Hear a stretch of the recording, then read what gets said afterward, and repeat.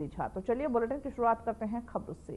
CM Mohan Yadav आज झाबुआ जिले पहुंचे, जहां पर उन्होंने सामूहिक विवाह सम्मेलन में शिरकत किया। बताते ये चले कि झाबुआ में 1932 जोड़ों का विवाह संपन्न हुआ। सीएम मोहन ने नवविवाहित युगल को वैवाहिक जीवन के लिए आशीर्वाद दिया। इसके अलावा सीएम ने कन्यादान योजना के अंतर्गत 39,000 रुपए की कन्यादान राशि के चेक भी भेंट किए।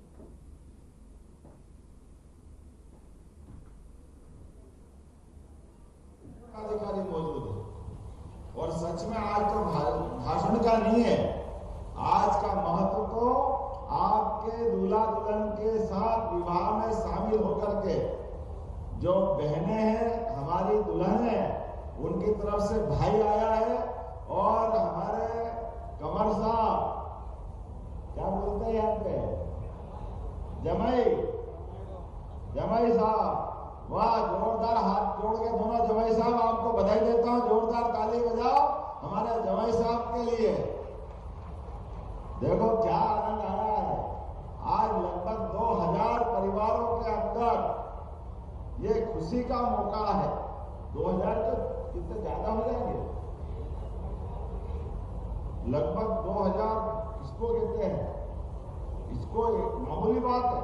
और भाग्यशाली आपका भाई मुख्यमंत्री है तो आपकी शादी में आया। जोरदार ताली बजा इस बात के लिए, आपके इस सामूहिक विवाह में एक साथ जहां देखो वहां, जहां तक निगाह जा रही है, ऐसा लग रहा है कि शादियों का समुद्र हो गया। चारों तरफ ऊपर नीचे आगे पीछे ऐसा लग रहा है वाकई। और जरा ढोल ढाल से बजा के बताओ जरा, तुम्हारा कितना बढ़िया ढोल बजा रहा था, धूमधाम से क्या आनंद आ रहा था। झूम झूम के हमारे लोग नाच रहे हैं, गा रहा है, आनंद बता रहा है। ये तो आनंद होना ही चाहिए, हमारे लिए सौभाग्य की बात है। आज के इस अवसर पर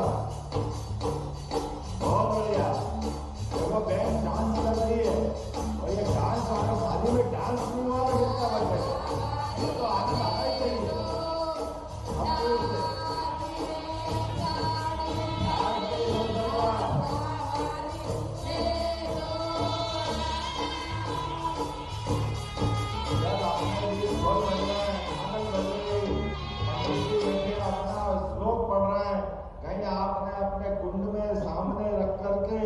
भगवान सूर्यनारायण को साक्षी बना करके जो विवाह संस्कार हुआ, वाकई अद्भुत काम है।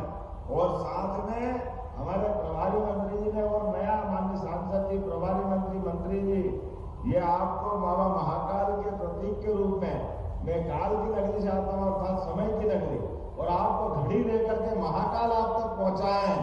जोरदार ताली बजाओ सबके लिए भी। ये अद्भुत कल्पनाशीलता है। लगातार जिस प्रकार से समय चल रहा है, भारतीय विवाह पद्धति में 16 संस्कार हमारे जीवन में आते हैं। उस 16 संस्कार में से पाणी ग्रहण संस्कार, पाणी ग्रहण संस्कार ये सबसे बड़ा माना जाता है। वैसे तो साधु सन्यासी तपस्या करने के लिए पहाड़ में जाते हैं, लेकिन गृहस्थ जीवन में सच्चे अर्थों में मानव जीवन को धन्य करने के लिए दो परिवारों का मिलन, और जीते जी अपने हाथ में जब श्रीमती का हाथ आता है तो हमारे अपने दूल्हा दुल्हन एक तरफ विष्णु भगवान और एक महालक्ष्मी की जोड़ी बन जाती है। ये चतुर्भुज रूप आ जाता है। ये परमात्मा की लीला, मामूली बात नहीं है। आज हम सब जान रखें, खास करके ये जो 7 वचनों का महत्व है, 7 फेरे लेकर के 7 जन्मों तक आपका ये विवाह हमारे जीवन में आनंद और खुशी देता रहे, ऐसी मैं परमात्मा से कामना करता हूं। जब मैं विवाह की बात कर रहा हूं तो यहाँ निकाह भी हुए, हमारे मुस्लिम भाई बहन के लोग भी दिखे, तो मैं मान के चलता हूँ क्या हिंदू क्या मुस्लिम, सबके जीवन में, सबके परिवार में भारतीय संस्कृति के हिसाब से पूजा पद्धति अलग हो सकती है, लेकिन हमारे लिए आज का दिन शादियों का दिन है। इसलिए निकाह वालों को भी बधाई, विवाह वालों को भी बधाई। और ये आज यहाँ पर लगभग 11 करोड़ रुपया सरकार के द्वारा दिया जाएगा। जोरदार तालियां बजाएं अपने बीच में से। 49,000 रुपया प्रति जोड़ा। आप जिस जोड़े से जो सामान लेके आएंगे, आपकी मर्जी का लेके आए, कहीं कोई गड़बड़ नहीं होगी। ये हमारे द्वारा विवाह का कार्यक्रम सरकार के माध्यम से होना। और सनातन संस्कृति में विवाह कोई एग्रीमेंट नहीं है, ये परस्पर एक दूसरे का विश्वास है। ये जन्म जन्म का बंधन है, परमात्मा की लीला। और दूल्हों के लिए तो कह रहा हूँ कि बेटा हो ना, ध्यान रखना, मेरी बेटी दे रहा हूँ आपके हाथ में, कोई गड़बड़ मत करना, नहीं तो सारी जवाबदारी तुम्हारी रहेगी। हमारी बेटियों का जो महत्व है, जोरदार ताली बजा हमारी अपनी बेटियों के लिए। जब से हमारी सरकार बनी, हमारे पूर्ववर्ती मुख्यमंत्री शिवराज जी, उसके पहले बाबूलाल जी को, उमा भारती जी, और जोरदार ताली बजाओ यशस्वी प्रधानमंत्री नरेंद्र मोदी जी के लिए, जोरदार तालियां बजाओ। चारों तरफ सभी प्रकार के विकास के काम करते करते एक पूरे देश के अंदर अलग प्रकार का वातावरण बना। हमारे लिए कोई भेदभाव नहीं है, कोई ऊंचा नहीं, कोई नीचा नहीं, सामूहिक विवाह का आनंद ही है। पैसे वाला भी आया, गरीब से गरीब आदमी भी आया, अरे जितना भी है परमात्मा की लीला से। लेकिन जो सामूहिकता का मजा है, ये सामूहिकता का बात ही अलग रहती है। आज के इस अवसर पर बताना चाहूंगा, हमारी सरकार भी जब से बनी है, गरीब, युवा, महिला, किसान, उनकी जिंदगी बदलने के लिए लगातार काम कर रही है। आप बताइए, आपके खेती के अंदर आज अपने बीच में हमने सरकार बनाने के पहले कहा था कि 2700 रुपए क्विंटल 5 साल में गेहूं खरीदेंगे, लेकिन 1.25 साल में 2600 रुपए क्विंटल में खरीद रहा है। जोरदार ताली बजा, किसी के पास भी तो गेहूं होगा। वही मध्य प्रदेश के मुख्यमंत्री डॉक्टर मोहन यादव ने कुपोषण रोकने के लिए एक नई पहल की घोषणा की है, जिसके तहत कुपोषित महिलाओं और बच्चों और परिवारों को दुधारू गाय दी जाएंगी। वहीं मुख्यमंत्री ने इस फैसले को आर्थिक सशक्तिकरण और स्वास्थ्य सुधार की दिशा में एक महत्वपूर्ण कदम बताया। वहीं सीएम ने कहा कि यह योजना आदिवासी परिवारों के आमदनी का नया साधन साबित होगा, जिससे न केवल कुपोषण पर काबू पा सकेगा, बल्कि ग्रामीण परिवारों की आर्थिक स्थिति भी मजबूत होगी। वो इस दौरान उन्होंने अधिकारियों के साथ बैठक कर योजना की कार्य योजना पर भी चर्चा किया।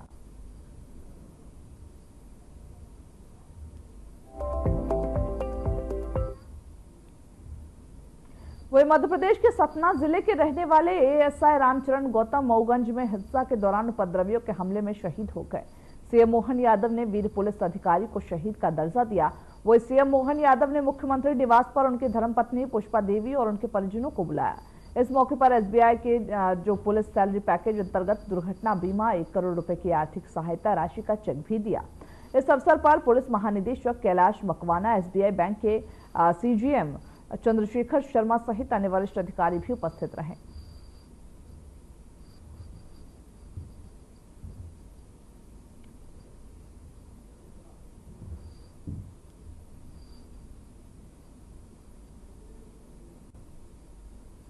इसी बीच बड़ी खबर की ओर रुख करते राष्ट्रीय वैज्ञानिक सम्मेलन का आयोजन किया गया। उज्जैन के कालिदास अकादमी में इस कार्यक्रम का आयोजन हुआ। कार्यक्रम में वर्चुअली रूप से सीएम मोहन यादव शामिल हुए थे। सीएम मोहन यादव ने कार्यक्रम का उद्घाटन किया। तो भोपाल में राष्ट्रीय वैज्ञानिक सम्मेलन का आयोजन किया गया। उज्जैन के कालिदास अकादमी में इस कार्यक्रम का आयोजन किया गया, जहां कार्यक्रम में वर्चुअली रूप से सीएम मोहन यादव शामिल हुए थे। कार्यक्रम का उद्घाटन भी सीएम मोहन यादव ने ही किया। राष्ट्रीय वैज्ञानिक सम्मेलन का आयोजन किया गया। इस दौरान उज्जैन के कालिदास सम्मेलन में इसका आयोजन किया गया था। सीएम मोहन यादव ने वर्चुअली रूप से शिरकत किया इसमें, और साथ ही साथ इस पूरे कार्यक्रम का उद्घाटन भी सीएम मोहन यादव करते हुए नजर आए।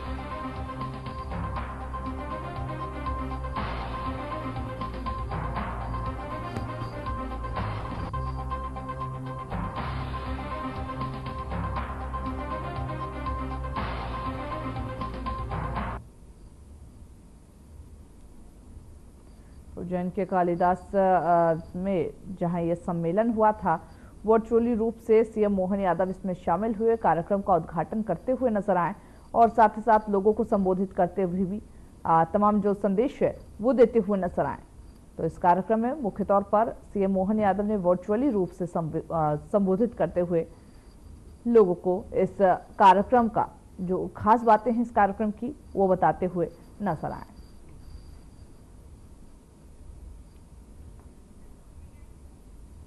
वही मध्य प्रदेश के रीवा में नगर निगम परिषद की बैठक के दौरान भाजपा और कांग्रेस के पार्षदों के बीच जमकर मारपीट हुई। मारपीट का एक वीडियो भी सामने आया, जिसमें पार्षद आपस में कुर्ते फाड़ते हुए नजर आ रहे हैं और साथ ही लात घूंसे चलाते हुए नजर आ रहे हैं। इस विवाद के कारण परिषद की जो बैठक थी वो पूरी तरीके से बाधित हो गई। बताते ये अभी चले कि स्थिति इतनी ज्यादा बिगड़ गई कि महापौर और निगम अध्यक्ष के बीच बचाव करना पड़ा और शांति कायम करनी पड़ी। रीवा नगर निगम की बैठक में महापुरुषों की प्रतिमाएं लगाने के प्रस्ताव पर विवाद हुआ। 24 मार्च को पेश किए गए बजट में महापुरुषों के नाम के आगे सम्मानित शब्द का प्रयोग नहीं किया गया था, जिसे लेकर भाजपा के पार्षदों ने विरोध जताया। इस मुद्दे पर भाजपा और कांग्रेस के नेताओं के बीच तीखी नोकझोंक हुई, जिससे बैठक में हंगामा मच गया।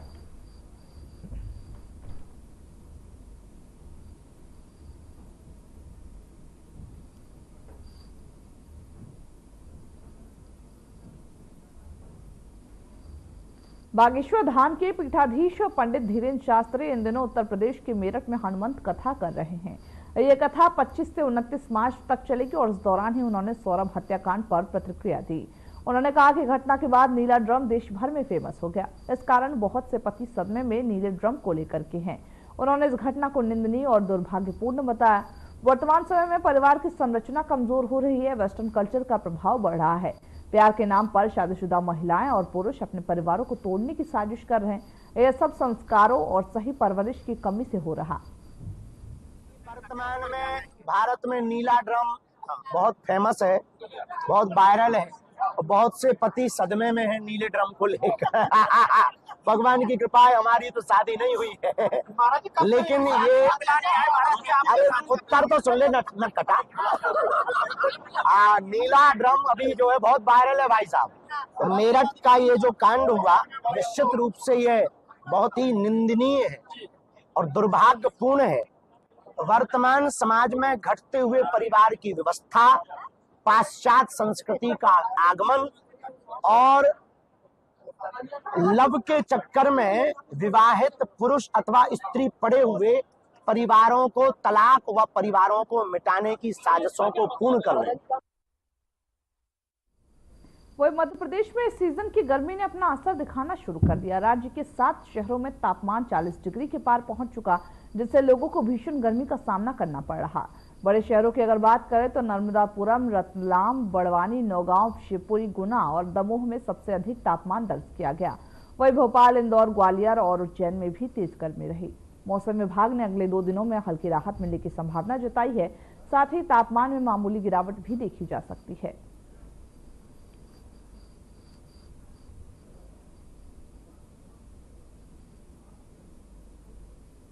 वही छत्तीसगढ़ में मुख्यमंत्री तीर्थ दर्शन योजना एक बार फिर से शुरू कर दी गई है। आज यानी कि 27 मार्च से मुख्यमंत्री ने रायपुर से तिरुपति, मदुरै और रामेश्वरम के लिए विशेष तीर्थ दर्शन ट्रेन को रवाना किया। वही मुख्यमंत्री विष्णुदेव साय ने स्वयं ही हरी झंडी दिखाकर इस ट्रेन को रवाना किया है। जानकारी ये भी दे दी कि इस योजना के अंतर्गत 60 वर्ष से अधिक के आयु के श्रद्धालु को धार्मिक स्थलों के दर्शन कराने की जो सुविधा है वो उपलब्ध कराई जाती है। कार्यक्रम में शामिल हुए सीएम विष्णुदेव साय ने क्या कुछ कहा, चलिए आपको सुनवाते हैं। हम लोग पूरा करने का प्रयास कर रहे हैं, चाहे वो प्रधानमंत्री आवास की बात हो, चाहे किसानों का धान का 3100 रुपया प्रति क्विंटल कीमत देने की बात हो, या 21 क्विंटल प्रति एकड़ खरीदने की बात हो, या 70 लाख से ज्यादा हमारी माता बहनों को महतारी बंधन योजना में हर महीना 1000 रुपया देने की बात हो, या हमारे बस्तर और सरगुजा संभाग में आदिवासी भाइयों के लिए जो 12 12.5 लाख परिवार तेंदुपत्ता से जुड़ा है, उनका कीमत 5,500 प्रति मानक बोरा किए हैं, बोनस दे रहे हैं। रामलला दर्शन योजना की भी शुरुआत किए हैं। तो ये सब इस 1.25 साल में ही हम लोगों ने किया है और आज एक और मोदी की गारंटी का काम हम लोग पूरा कर रहे हैं।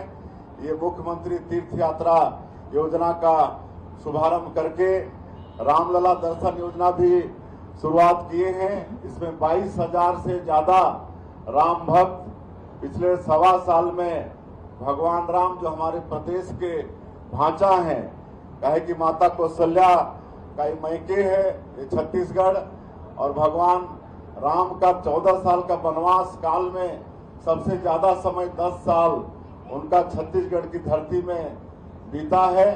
तो ऐसे भगवान राम का दर्शन करने के लिए रामलला दर्शन योजना की शुरुआत सरकार की तरफ से है, जिसमें 22,000 से ज्यादा राम भक्त दर्शन करके आ चुके हैं। अब ये मुख्यमंत्री तीर्थ यात्रा योजना शुभारंभ होने से ऐसे हमारे जो बुजुर्ग 60 साल के ऊपर के बहुतों की इच्छा होती है कि स्वर्गवासी होने के पहले एक बार तीर्थ यात्रा करके आए, गंगा स्नान करके आए, लेकिन कहीं ना कहीं उनके लिए समस्या होती है, आर्थिक समस्या भी होती है, सक्षम भी नहीं होते हैं, लेकिन उनकी इच्छा की पूर्ति अब ये छत्तीसगढ़ की सरकार करेगी। हमारे सचिव साहब बता रहे थे कि 19 जगह हमारे देश का 19 तीर्थ इसमें शामिल है। इच्छा के अनुसार हमारे ऐसे तीर्थ यात्री वहां पर जा पाएंगे, तो ये इच्छा की पूर्ति छत्तीसगढ़ की सरकार कर रही है। जो भी बूढ़े बुजुर्ग, दिव्यांग, विधवा, परित्यक्ता जहां भी जाना चाहेंगे आवेदन लगाएंगे, उसके अनुसार सरकार उनको तीर्थ यात्रा कराएगी। तो आज ये बहुत ही कल्याणकारी योजना का शुभारंभ छत्तीसगढ़ सरकार की तरफ से, समाज कल्याण विभाग की तरफ से हो रहा है। मैं इसके लिए हमारे मंत्री श्रीमती लक्ष्मी राजवाड़े, जो समाज कल्याण विभाग की मंत्री हैं, उनके सभी टीम अधिकारी समाज कल्याण विभाग के, उनको बहुत बहुत धन्यवाद देता हूं कि आज ये तिथि तय की और फिर से एक बार करीब 780 तीर्थयात्री जो तिरुपति, मदुरई और रामेश्वरम की यात्रा में निकल रहे हैं, उनको बहुत बहुत बधाई, शुभकामनाएं देते हैं। और उनको हम बताना चाहेंगे तीर्थयात्रियों को कि उनको किसी तरह से तकलीफ नहीं होगा। उनके साथ में 20 हमारे अधिकारी उनके देखरेख के लिए, उनकी सेवा शुश्रूषा के लिए जा रहे हैं और आज ये पहला योजना का शुभारंभ हो रहा है। वही छत्तीसगढ़ के पूर्व मुख्यमंत्री भूपेश बघेल के आवास पर सीबीआई द्वारा महादेव बैटिंग ऐप से जुड़े मामले में छापेमारी के बाद मुख्यमंत्री विष्णुदेव साय का बयान सामने आया। सीएम साय ने कहा कि यह जांच सही दिशा में चल रही है। उन्होंने कहा कि सभी को मालूम है कि किस तरह से छत्तीसगढ़ के युवाओं को सट्टे की लत लगाई जा रही है, जिससे कि उनका जीवन बर्बाद हो सके।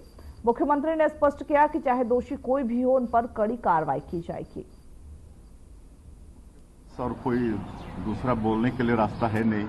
और मुझे जहां तक जानकारी है, महादेव सट्टा ऐप पर ये जांच हो रही है सीबीआई द्वारा, और सबको मालूम है कि किस तरह से हमारे छत्तीसगढ़ के युवाओं को सट्टा का लत लगा दिया गया था और जिंदगी बर्बाद हो रही थी, और उसी की जांच सीबीआई कर रही है। अब देखिए, वो चाहे कोई भी हो, दोषीदार बख्शे नहीं जाएंगे, सबके ऊपर कार्रवाई तो होगी।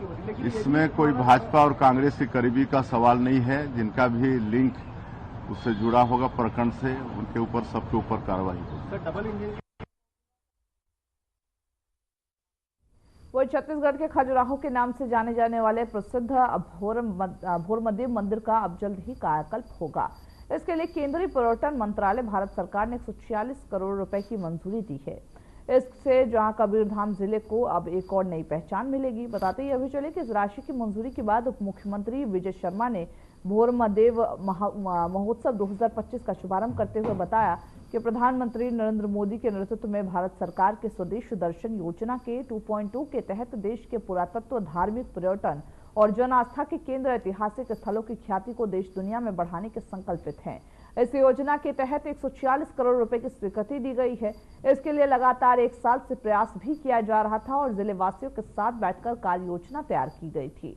प्रदेश के माननीय मुख्यमंत्री विष्णुदेव साय की सरकार भोरमदेव मंदिर के संरक्षण और संवर्धन और साथ ही विकास हेतु प्रतिबद्ध है।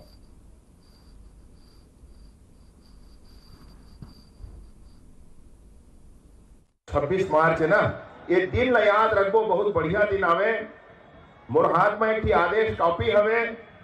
ये आदेश कॉपी का चीज क्या है? आजे आदेश निकले हैं 26 मार्च 2025। आजे आदेश निकले हैं। एक कॉपी मोला मिली तो धर रखती घर फोटो कॉपी कर प्रिंट आउट निकाल के मैं लेके आए हो। एमा लिखे हैं central sanctioning and monitoring committee CSMC स्वदेश दर्शन स्कीम 2.0 स्वदेश दर्शन योजना 2.0 के अंतर्गत हमर भोरमदेव पर 146 करोड़ रुपया स्वीकृत हुए हैं। 146 करोड़ रुपया भैया।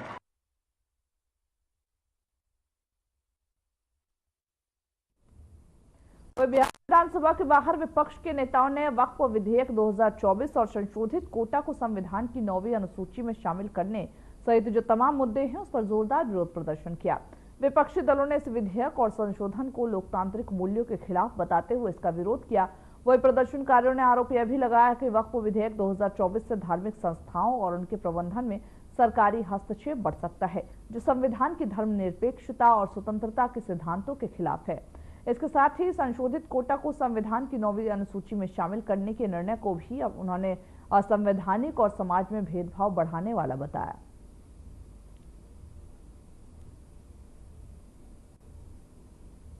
वह इलाहाबाद हाईकोर्ट के जस्टिस से यशवंत वर्मा का तबादला विवादों में घिर गया है। कैश कांड के आरोपों में घिरे जस्टिस वर्मा के ट्रांसफर के खिलाफ वकील तीसरे दिन भी बेमियादी हड़ताल पर हैं। वकीलों ने हाईकोर्ट के गेट नंबर 3 पर विरोध प्रदर्शन किया और यशवंत वर्मा गो बैक के नारे भी लगाए।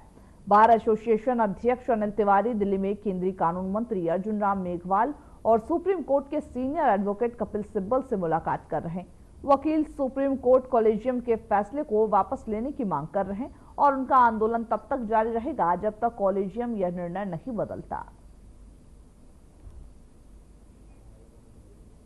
वही असम पुलिस के विशेष जांच दल द्वारा आईएसआई के से जो कथित संबंधों के मामले में जांच की जा रही है। राज्य के मुख्यमंत्री हेमंत बिस्वा शर्मा ने इस पर अहम बयान दिया। उन्होंने कहा कि मुझे लगता है कि और भी महत्वपूर्ण खुलासे हुए हैं। एसआईटी पाकिस्तान और भारत के कुछ लोगों के बीच घनिष्ठ संबंध स्थापित करने में सफल रही है। सीएम ने यह भी बताया कि जांच की प्रक्रिया जारी है। उन्होंने एसआईटी को सितंबर तक मामले की जांच पूरी करने के निर्देश दिए हैं। इस बयान से यह स्पष्ट होता है कि जांच में अब तक कुछ बड़े और संवेदनशील तथ्यों का पता चला है, जिनका संबंध भारत और पाकिस्तान के कुछ व्यक्तियों से हो सकता है। I think there are many more important revelation is there. SIT has been able to establish a close link between the Pakistan and India's Pakistan establishment, the individual from India, and this investigation is ongoing. We have already asked SIT to close the investigation by September, and I will be able to reveal you.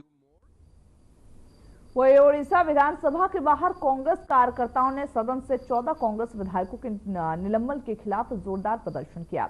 वही प्रदर्शनकारियों ने सरकार के खिलाफ नारेबाजी करते हुए निलंबन को लोकतांत्रिक प्रक्रिया के खिलाफ बताया और विधायकों को तत्काल बहाल करने की मांग की है।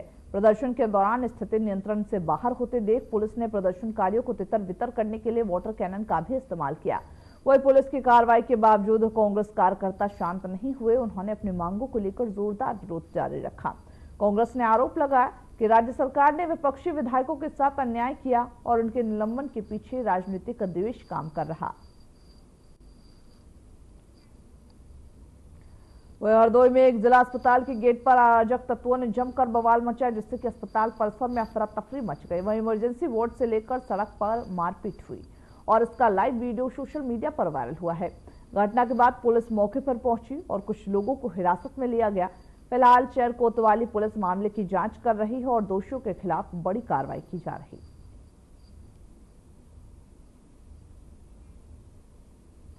उत्तर प्रदेश में गर्मी का दौर शुरू हो चुका है। बुधवार को राज्य के दक्षिणी हिस्से और बुंदेलखंड में गर्मी से लोग बेहाल रहे।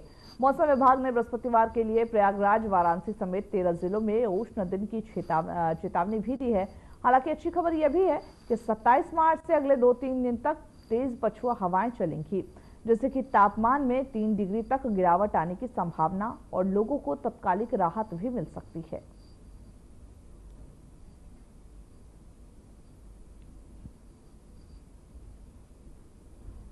तो चलिए खबरों के हमारे इस बुलेटिन में बस इतना ही। मुझे दीजिए इजाजत। नमस्कार।